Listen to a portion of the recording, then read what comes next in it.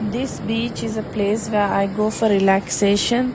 The wind and the sound of the waves makes me feel calm and peaceful.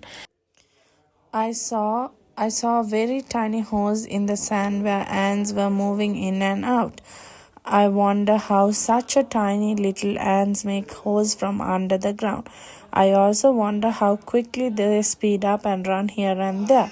I wonder how the ants can run in patterns. I saw an old boat sitting on the sand. I wonder if it could sink or float or if it went back into the water. As I kept walking, I saw a tree that looked like an umbrella.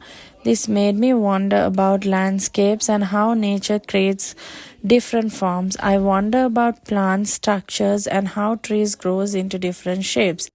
Some trees leaves looks very long and dry, some looks green and fresh.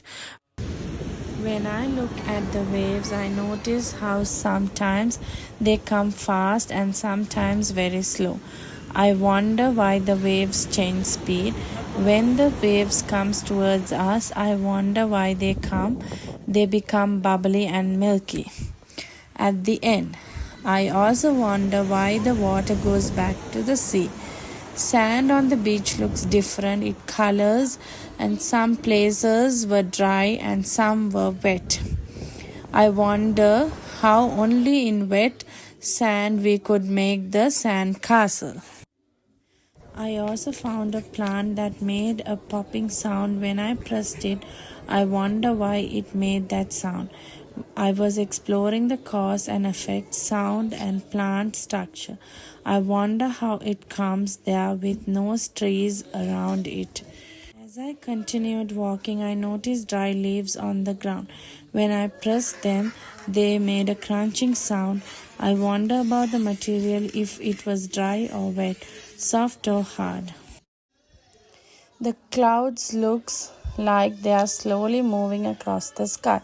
I wonder if the clouds meet each other, they are drifted, and I also notice the sunlight reflecting on the water, creating repeating lines and glowing patterns.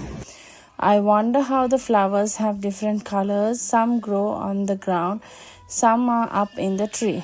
Colors are so amazing to see. The smell of flowers are different. The petals of the flowers are different.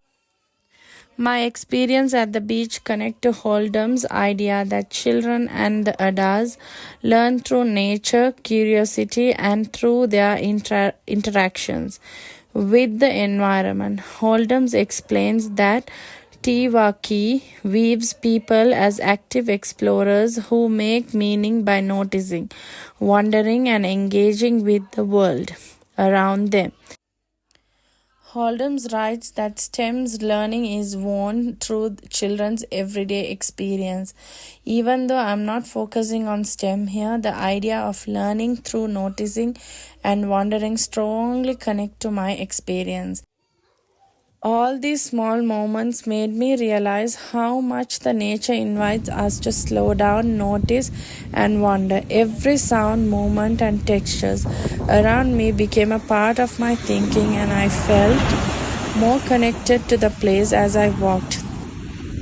My observation also connect to Poland's idea of pathological of ecological. Poland's remind us that deep learning begins when we slow down and truly pay attention to the world around us. She writes that ecological learning starts when we pay attention to the world.